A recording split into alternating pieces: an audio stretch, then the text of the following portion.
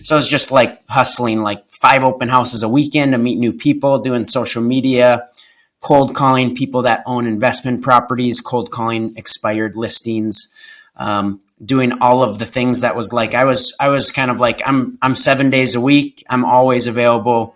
I'm going to work as many hours as it takes.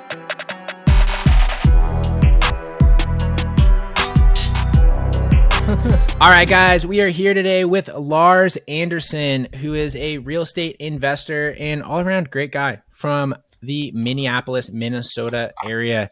You are never going know talking to him. Yeah, right. You're going against the brand though of everybody in the real estate business, man. You're supposed to like move down to Arizona or Florida or Texas. Yeah, or buy and use. Yeah.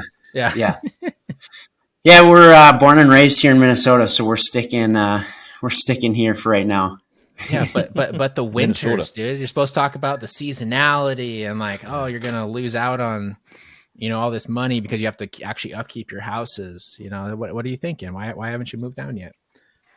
Yeah, that's a good question. We'll find someone that knows what's going on in those markets, and I'll just buy stuff while I stick here in the negative 40-degree winters. Right. I mean, it builds character. It builds character. Puts hair in your chest. It does, and you just identify the opportunity, right? Everyone's moving away. Everyone's moving to Florida, man. Just keep buying. Yeah, right. But anyway, Lars, man, super good to have you on the show. I know we've been connecting for a little bit through GoBundance. You're also in a GoPod with Dylan, I believe, who's one of our top Dill Pill. Let him know that's his nickname. Dill Pill. Dill Pill. I like it.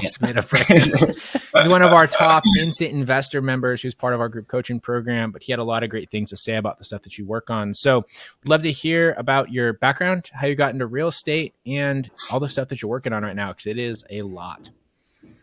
Yes, absolutely. Thanks for having me on the show. I'm excited to be here. Absolutely. So born and raised in Minnesota. I guess a few things about me. I am married, have 2 little kids, little boy that's 2 named Cruz, little girl that's 1. I love my family. I'm a follower of Jesus, so that plays into a lot of kind of my day-to-day and how I look at life, just where I find my identity. So I love real estate. I love that my relationship with the Lord, kind of that's where I find my identity. So it kind of allows me to be have the freedom to like explore things that I want to explore, and gives me kind of a mindset of like, hey, I'm here. It's a gift. I'm on borrowed time, and I'm not promised another day. And yeah, just enjoy things. Last thing, I got what is called the yips in college. Played baseball in college, just a small university here in Minnesota.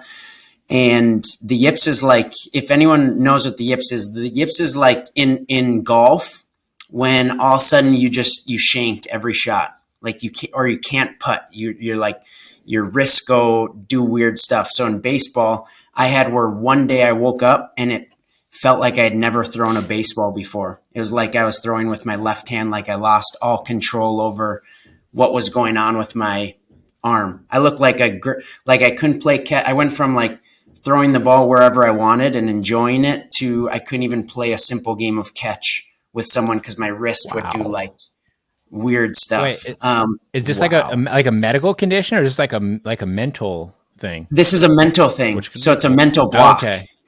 Yeah. Oh, okay. Or it'd be like have like some sort of wild, crazy like nervous system thing that just like you're just like woke up and you broke it. Yeah. So it's just like a nice visual.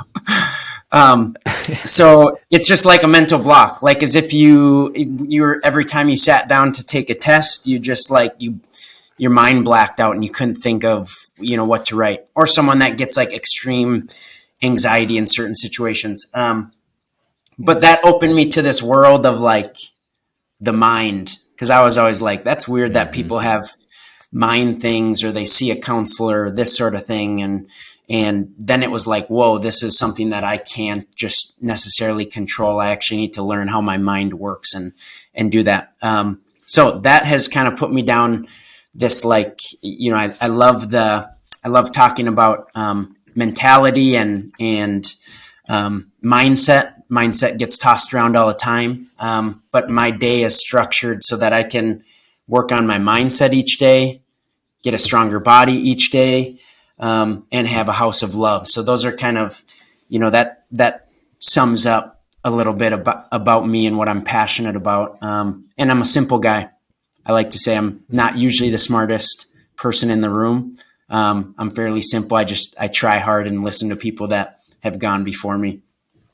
So that's kind of background. As far as the real estate thing goes, I got into real estate a year out of college. So I ran like a landscaping company and fell in love with entrepreneurship in high school and college. Then I worked a W-2 job, like a sales job where you're sitting and refreshing your email, like you don't have a lot of stuff to do.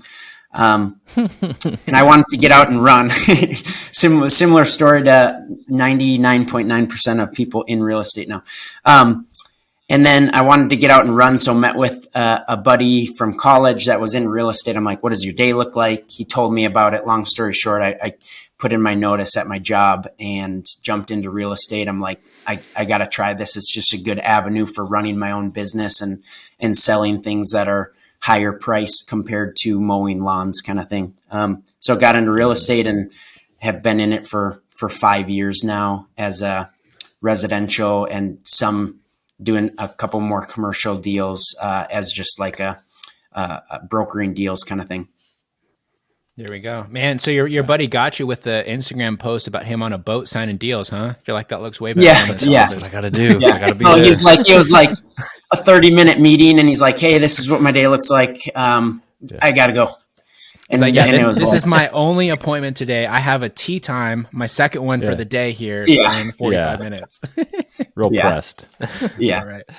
So, no, that's cool. So that took you into the real estate realm route, but you're kind of underselling yourself because I know that you are running a successful operation up there.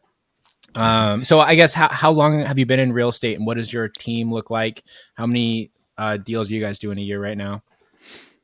Yep. So I joined a team. It was a guy named Sam and Taylor, his brother-in-law. They're like, "Hey, this is what we've done. Come and copy it, and we'll see if we can repeat it." Because they were like rookie of the year at Remax, rookie of the year at Remax. And then I was like the third person to kind of like, let's try this out. So I was just like hustling like 5 open houses a weekend to meet new people, doing social media, cold calling people that own investment properties, cold calling expired listings, doing all of the things that was like, I was kind of like, I'm 7 days a week. I'm always available. I'm going to work as many hours as it takes. And I quickly fell in love with bigger pockets, all the, like I was just drinking through a fire hose.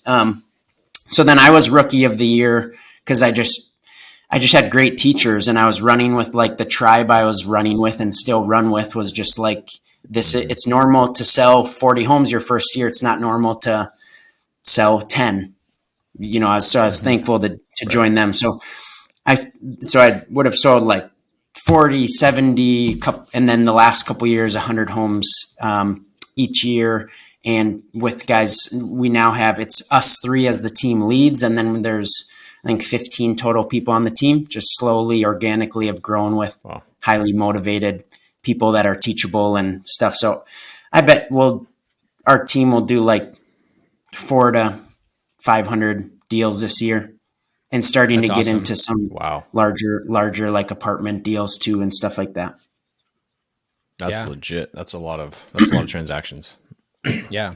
So what do you attribute that? So like, obviously you have the hustle nature of it, right? Which is a common story you hear with a lot of realtors that have grown and become successful I hear that same thing. It's like, oh, I cold called all these people. I did that for 4 hours a day. I did these open houses on the weekend. I was doing showings in the evenings. I was doing all that sort of stuff. But obviously there's more to it than that, because there's also a lot of people that hustle like that and they're not successful because there's no organization and structure behind it. So I know you're a big mindset guy. So what was your mindset like to do those things in a productive way so that you actually led to growth and didn't just like pinhole yourself into an endless hamster wheel? Yeah. So I think my mindset at first was I'm going to copy what they're doing and I'm going to do it even better, put my spin on it, work harder kind of thing. And I tried to not let myself get to like compare, like I wanted to not compare to like, hey, I can already hire an assistant and do those things. Like someone gave me the advice of like, you just got to go do the hard work. There's no way to get around it. So my mindset at first was just head down, helping as many people buy and sell homes, getting connected to as many people as possible. And then it goes, because then it's like how now I have these, people referring me to others. There's only so many hours in the day. How do I kind of create more of a business? A couple of years ago, I hired a assistant, and then last year a full-time assistant, which is learning like you got to delegate stuff. And you got to start to focus on the things that are truly like bringing income and really moving the needle, sort of thing. And that was like getting connected with investing in yourself is so massive. So getting connected with GoBundance, seeing how top agents and top team leaders and brokers from around the country are doing things and literally implementing what they're doing. So I would say last year selling 100 homes, I worked far less on, my life, just balance of everything. I think work is part of like, I don't necessarily believe in work-life balance. Like I think work is a big part of our life and that's okay. It's part of our mission, but my work-life balance was much better last year. I worked far less and far less days last year. And my income was obviously different, helping 100 people versus 40. And also you said, oh no, go ahead, finish, Lars. No. Well, no, I was just going to make an observation you talked about earlier, and that is that you just said somebody told you had to get out and do the hard work, and it's kind of funny because there's this balance between like mindset and hard work, and how do you get there? Like, why are you doing things, and like what motivates you? But I think it was like funny enough, like Joe Rogan said this, like I don't know when he said it, but like there's just no discipline that is what gets you there. It's that hard work, because like motivation like fades really quickly. So when you wake up in the morning, you might not be motivated to do the hard work. You're like, oh, I don't want to do this. But like that discipline and actually getting after the hard work is what gets you there. Right. And then building those systems. And then you also said, I can't remember, somebody said this, Mike, you might know, but there's like this 55 and 5 rule that you can do where you work for 55 minutes and then you take 5 minutes to look at what you actually did, and then finding those dollar productive activities within that 55 minutes so that you're not wasting your time doing bullshit. Like that's all like lines up into how you become successful. Yeah. So I hired a coach named Trevor McGregor, like a high performance coach, through suggestions of guys at GoBundance, that networking group, and paid a lot of money to work with them for 6 months. And part of it was determining like your gold activities, like a pyramid, a time pyramid. Your gold activities are there's no price to put on that. That's like a date night with my wife, or like for me, coaching baseball or things that it's like that fills up my schedule first. And then you got the dark green activities that are like the, whatever you determine as your dollar per hour. It could be $500 per hour. What are those activities? And then you have the light green activities that are $20 an hour activities. And then you have the brown activities, scrolling through Instagram or stuff like that.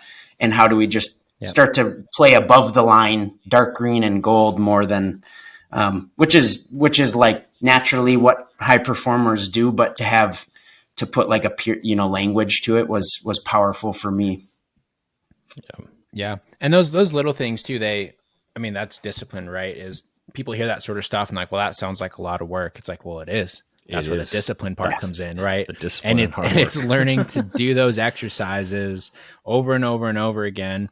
And like, I think something else too, with like you said, the 55 and 5 rule, or, like doing the time tracking, things like that.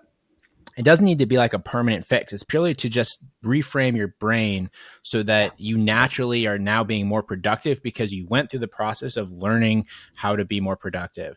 It's kind of like how with fitness and nutrition, right? This is always a big parallel between these two things, right? Business and nutrition, because they require similar discipline.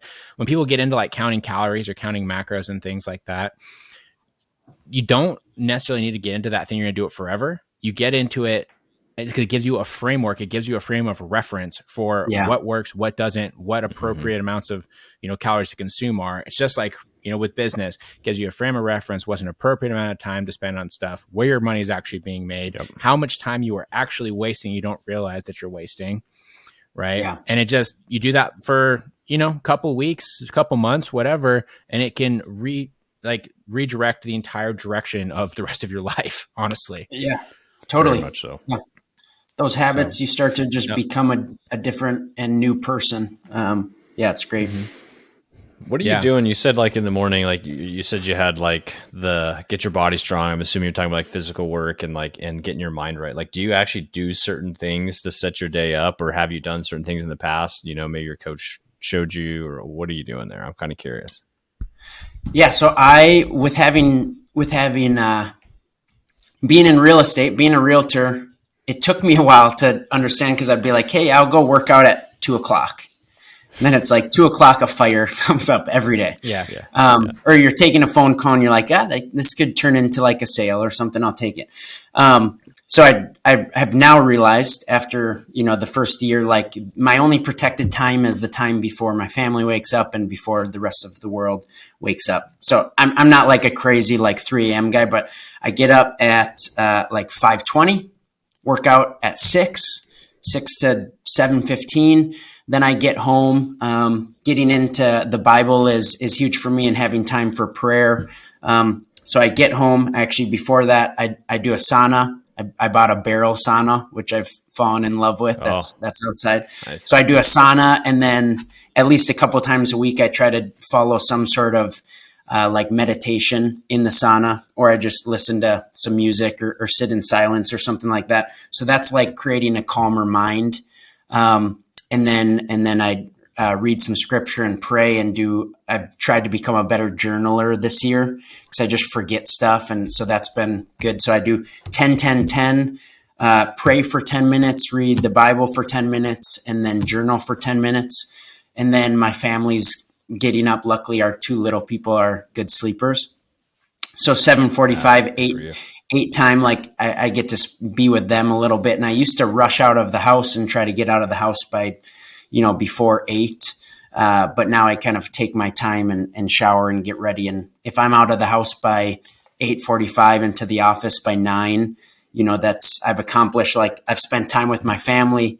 I've worked on my body, and I've created kind of a calmer mind. And it's not always, it's over time, but I feel like my mind is getting calmer, from being diligent with it for 6 months now, kind of thing. Yeah. So I got a question regarding that. So you have this morning routine. When you started doing all of this stuff, what did your business look like?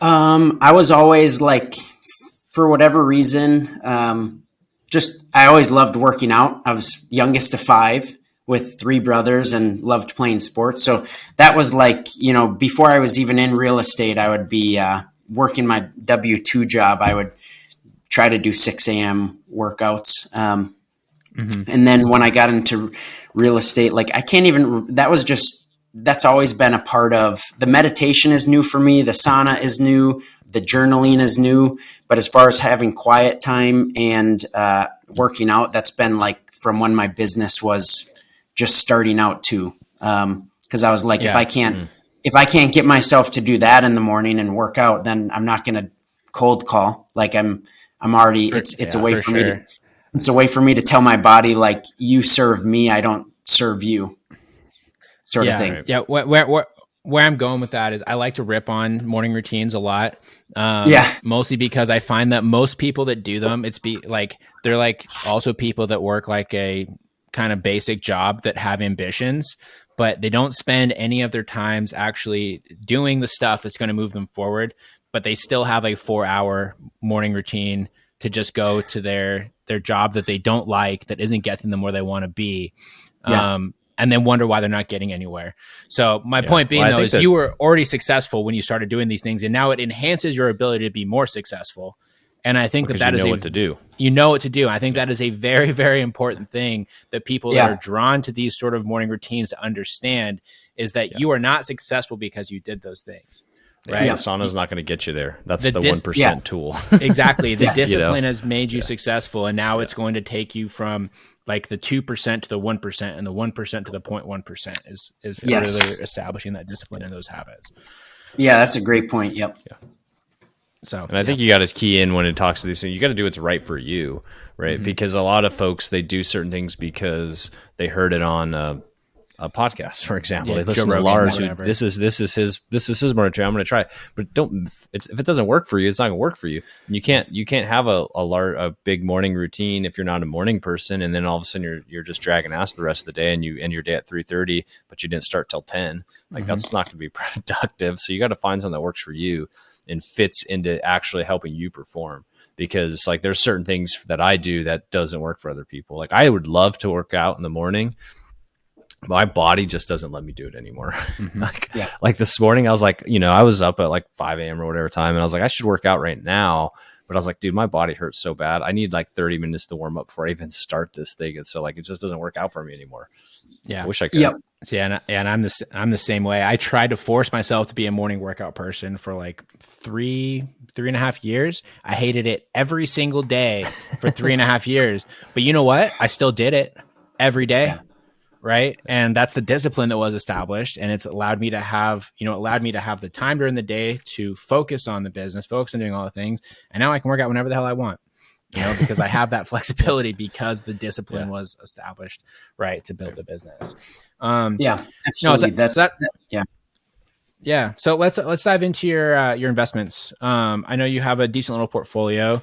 The kind of stuff that you're buying, are they fixer uppers? Are they single families? Like, what's your specialty? Yeah, so looked 4 years ago, was looking for a duplex to house hack with my wife. I wish I would have known what real estate was when I was in college. I would have borrowed money from anyone to try to get in. Looking for a duplex, lost out. It was just a tough market. Saw the low-hanging fruit was a single-family home that was beat up and crappy cell phone pictures right by the college that I went to. So we bought that, fixed it up as I was there. I think home ownership, just literally knowing how much stuff costs, knowing what maintenance goes into it was great. We moved out after a year, rented that, cash flowed like $1,000 on it. In the meantime, real estate was going well, so picked up a couple other duplexes. I feel like everything that I've bought has been like buy, cosmetically facelift, put in $30,000 to $50,000 into it, maybe add a bedroom in the basement, a bathroom, projects like that are single family duplex, really in that realm for the first couple of years. That's what I was buying. And then going, hey, the equity, added a bunch of equity and refinanced or put a second lien on it or something like that. And then take out a bunch of tax-free money and buy more stuff.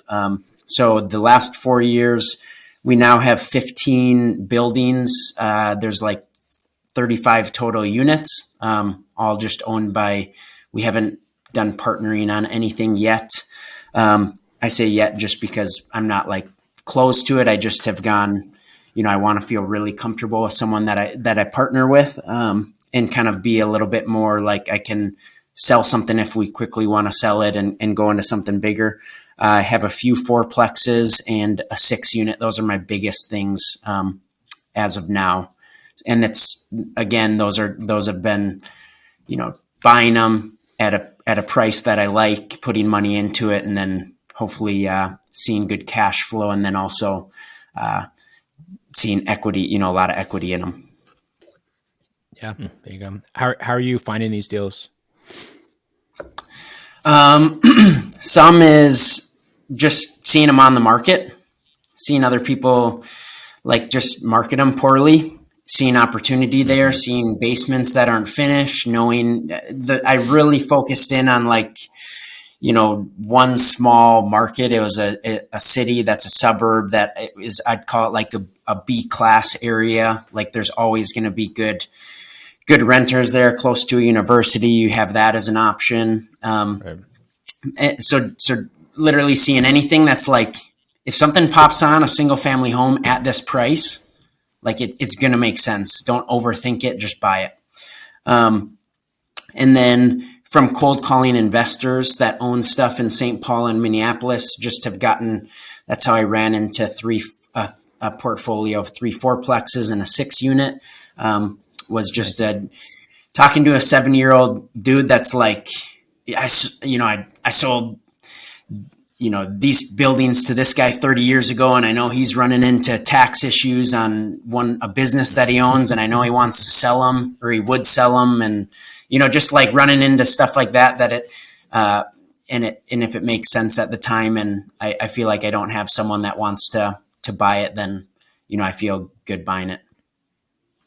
Yeah, right. So are you doing like a certain portion of your day that you're actually doing like prospecting just for your own investments, or is it like, hey, I'm prospecting for the brokerage and I've came across this, let me pull the thread a little bit deeper? How are you doing that? Yeah, it will be prospecting. It's nice prospecting. So now it's like I'm looking for apartment deals or stuff, just more units. So it's kind of nice because like I'm calling people or emailing or, any way that, or I connect with this guy who then connects me with other people, and just grabbing coffee with people that own these buildings. And going, I'm looking for myself. If it makes sense and feels like it's a good opportunity, like I would buy it. I don't have endless amounts of cash, and without partnering, I can only buy so many things. Otherwise I have people that want to buy those things. And if they say, basically no pound sand, then I go, hey, well, are you a buyer and what are you looking for? And start to build a list of people who are looking in the, Twin City area. And so then you could start to facilitate like, hey, this guy wants to buy a 20 unit and this guy wants to sell it and I can't buy it. And that sort of thing. So I'd say just emailing if people respond, calling, doing anything like that. Haven't done. It's so surprising It's so surprising that more agents don't do what you're doing. It's because so simple. You're going in there as Lars the agent and Lars the investor. And so if the opportunity is there for you to acquire it, you can be there and be the buyer. But if not, you can go and use your network to find that buyer or to find the seller and connect the seller and the buyer. And now you got a double-sided commission where so many agents just go out there and they're prospecting and they're thinking one thing, I am looking for a listing. I am looking for a listing. They don't even become investors, even though they're becoming experts in their own market for whatever reason. So it's a pretty simple process and you're just executing on it. Yeah. Yeah. No, that's exactly right. Yeah. What do you think is the key to, so like I hear a lot of people that they give this advice, right? Of like, go and like find the old guys that have all these properties and convince them to sell to you. There is a ton of, strapping young 20-something year olds like yourself that want to do the same thing. How, when you're having those conversations, do you show that you actually are the right person to sell the property to? Because, a lot of people try, but there's only one property, right? So how do you give off that sort of energy that you should be the right guy? Yeah, I think people like to talk about themselves. People feel like it's the best conversation they've ever had when usually they're talking about themselves. And I've had where it's like I am just asking questions, and I go in with more of a like, if I get the sense that, hey, I need to prove myself to this person and like tell them that I do own stuff and this is what I own, or that sort of thing, I'll do that. But I more go on the side of like, hey, I'm looking to learn. I would love to learn from your journey, from successes, also failures. People love talking about their failures, and going like, I'm just starting. This is what I do own, but I'm just starting to acquire more and more stuff. Like I'm very easy to work with. If the numbers make sense, I'm happy if they make great money and I make great money. Or I should say, if they make great money and it means that it's still a good deal, there's that. So I would say like trying to just be more about not being a kind of a douche in how I go in and go like, hey, I'm the best and I own the most stuff, and because there's always the bigger fish that owns more stuff, but more going like, hey, this is awesome that you've created this business, and how have you done it, and what have you learned? And like, I would just love to run with this one and do that. Does that make sense? Yeah. Number one tip: don't be a douche. Yeah, right. Yeah, you heard it here first. and or just being like prideful in that is like too much ego. You're right. Yeah, if you go in and you're like, hey, would you be open to selling that property? Do you own it? More than like, hey, are you you need to sell it now. It's, you're selling. So yeah. Yeah, right. Treating sellers like people, like it's such an important thing that for some reason gets overlooked a lot of the time, because it's, real estate's kind of a shallow business that way. Everyone kind of looks at each other like a transaction. Yeah. And I think that where a lot of people get bit is they go into those conversations with those people and they think that the root of the conversation is going to be around price, when it's not ultimately, right? Like I guarantee you that you've bought properties where somebody probably would have paid more for it, but they liked you better.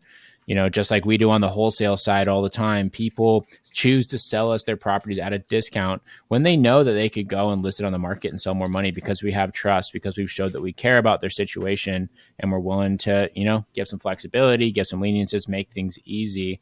It's exactly the same when you're talking to sophisticated investors like you are and you're trying to buy larger assets.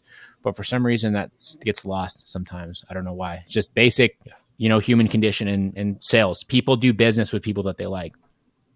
Yeah, and then they'll continue to do business. I mean, I'm sure you guys know, it's like you show them that you make it easy on them and you do a good job and you say what you're going to do. And sometimes it's like, hey, the deal's okay, but I'm just going to still, I've had ones where it's like, it's a solid deal. I'll still buy it just because it's going to open up this realm of like, where they just have trust.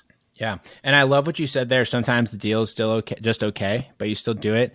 That is such an important point. Right. That this is just the current phase of like Instagram and, bigger pockets only showing wins and all this sort of stuff that drives me crazy. Is I feel like so many people, they are only willing to invest in home runs. Right. And they just completely overlook the base hits, but base hits are where wealth is made. Right. That is where, just like we were talking about earlier, if you are disciplined in buying base hits and doing things over and over and over again, you will be wealthy. You will make money. Is it back to that discipline conversation, like doing something consistently over and over again? Right? Crazy. Wow. Good point. And I've had, and I know you guys have too, but it's like the deals that you think are just a base hit turn into triples. Recently, I bought a couple fourplexes that I'm like, these are home run deals that turned into not, a strikeout. Where it's just like that, and that will happen. So I like what you said about not overlooking the base hit deals, whereas like, hey, the pro of this deal is this, I know it's not gonna all of a sudden be a money pit or something like that. And there's value in that, because you just stack those and some are going to turn into home runs. Absolutely. Exactly. And so many new investors make that mistake. To Mike's earlier point, is like they've been watching Bigger Pockets or whoever the guru that they've been watching on Instagram. They're like, oh, this isn't a good enough deal. But experienced investors like us are going to be like, I'm taking that down every day of the week because it is a good base hit, maybe a double, and we're going to take it down. It doesn't have to be the grand slam, the home run or whatever.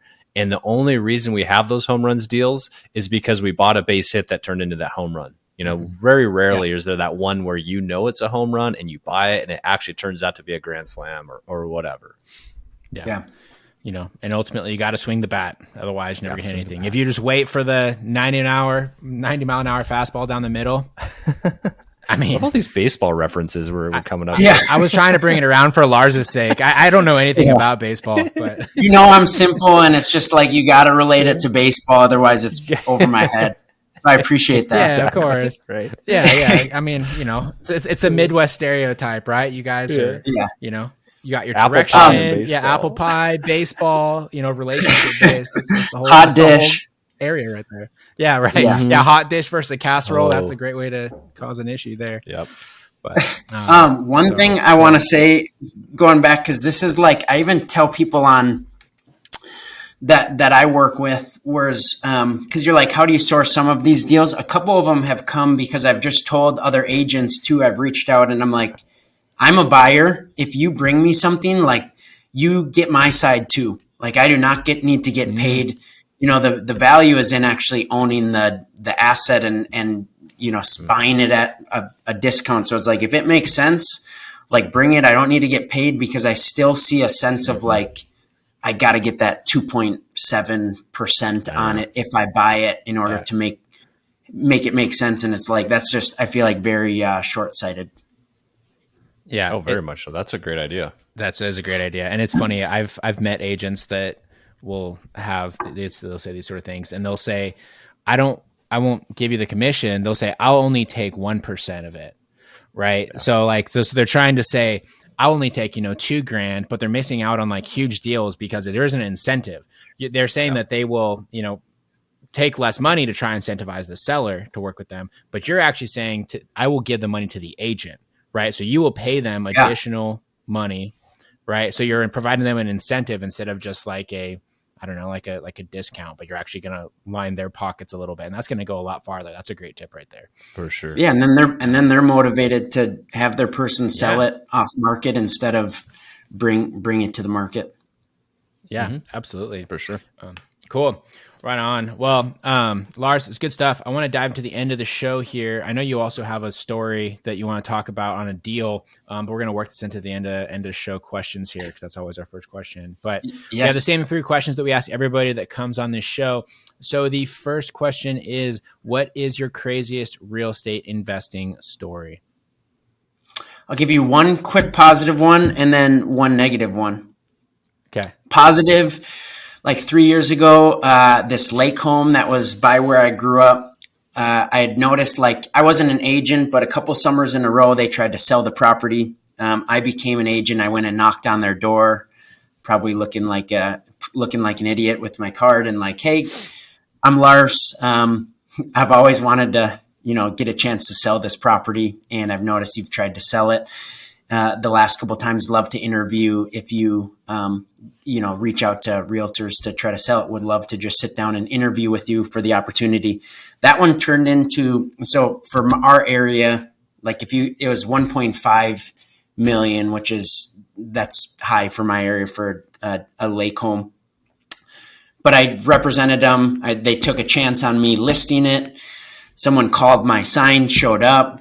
So it turned into a sell and buy. And then the person that bought it never moved in. They're like a Silicon Valley like attorney that decided to go to Europe instead of come to Minnesota for the summer.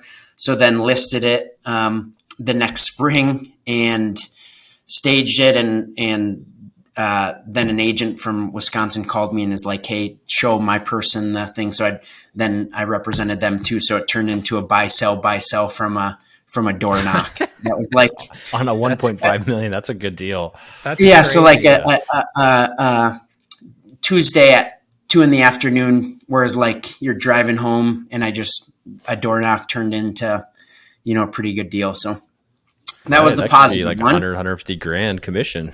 Yeah. Total. Yeah. There's like that close to what, $60,000 commission? No, probably more than that across. You're doing a buy sell. Yeah. Assuming 3%, but.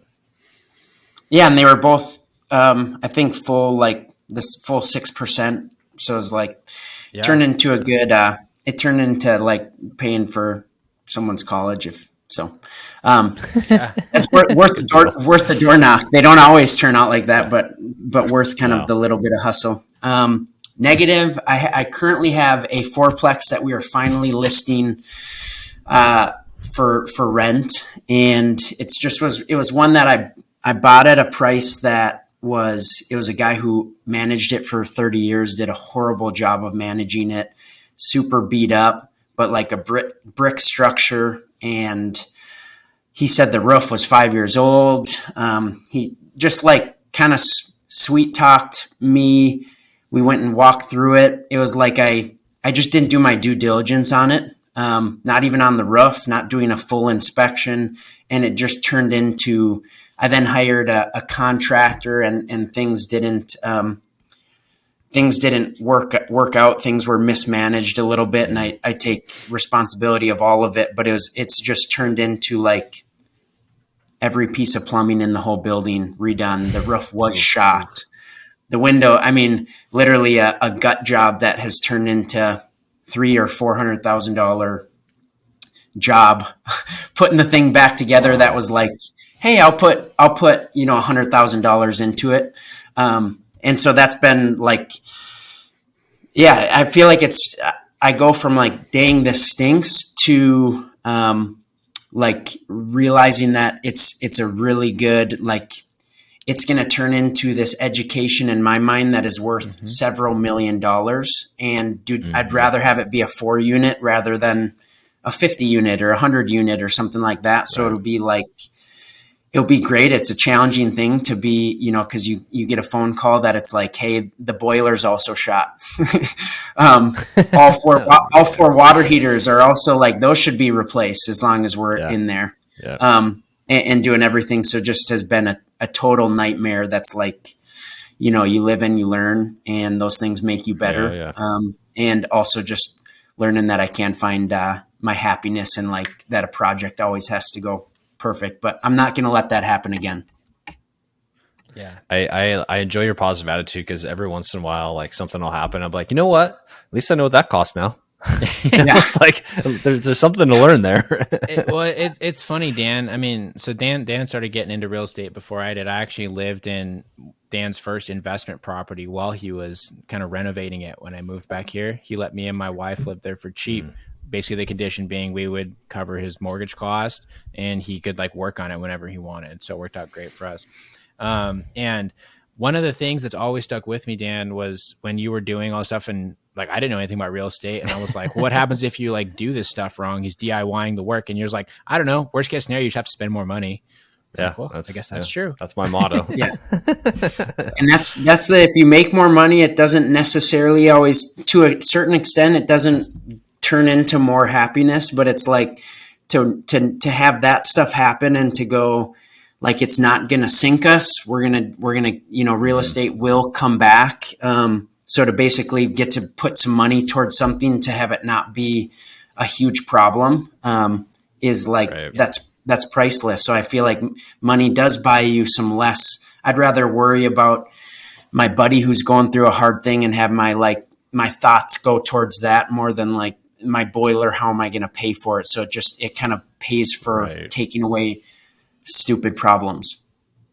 Yeah. If that makes sense. Absolutely. Yeah. It does. 100%. Cool. All right. Next question. What is the number one tip you would give to a new investor looking to get started, or to a small time investor looking to take their business to the next level? A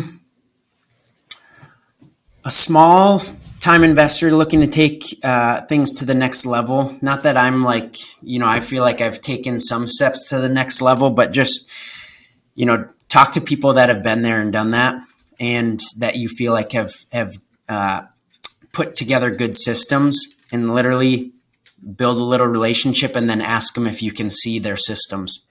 And just kind of I feel like people in the real estate world it's pretty rare that I come across, you guys would probably agree, someone who they just don't want to they feel like everything they need to hold to themselves. Usually people are wanting to share. So for someone that is small and looking to scale, I would say just learn from people that have gone before you, and bring them out to lunch, pay for them. And that goes a long way, and they'll kind of spill the beans to how you do it. So that's been important for my real estate business, and then also buying stuff and thinking about buying commercial buildings and stuff like that. Yeah, I think that's great advice. And something too on that, there's a lot of people that they get into like sort of seeking out those people, and they think of like, oh, well, I want to be like Brandon Turner, right? But like, I can never chat with him, so that means that I'm never going to be able to get a mentor. There are literally thousands of us between Brandon Turner and the newbie that are more than happy to chat with you. You just have to find the right person, right? And be willing to, have a productive conversation. And I think as well, be willing to show them that you are actually going to put in the work and the practice, because I can tell you from my own experience, having this podcast, and trying to teach people things, talk to people on social media, there's nothing that upsets me more than when someone takes 30 minutes of my time and then proceeds to not use any of the stuff that we chatted about. Especially when waste of your time. It's a waste of my time. It's a waste of their time. I know they're wasting other people's time at that point. So yeah, I think it's a great request, but going into it with an open mind and being willing to do the little things like, buy them lunch, or, if they are hesitant, offer to pay them for an hour. Even if it costs you $500, who cares? That can lead to hundreds of thousands of dollars worth of knowledge. 100%. I've offered people big money to just sit down, and it usually is then like, hey, let's just sit down. You don't need to do that. Yeah. Yeah, absolutely. Right. And the thing is too, that's funny is as you start to grow, people are going to be more willing to chat with you for lower cost because it becomes more mutually beneficial. Absolutely. Yep. You bring value to them. Yeah, absolutely. So cool. All right. Last question, Lars. Where can people find you, follow you, and reach out to you if you'd like them to do so? Facebook. You can just Lars Anderson in Minnesota. Got a bunch of good The one and selfies and only. stuff on there. The one and only.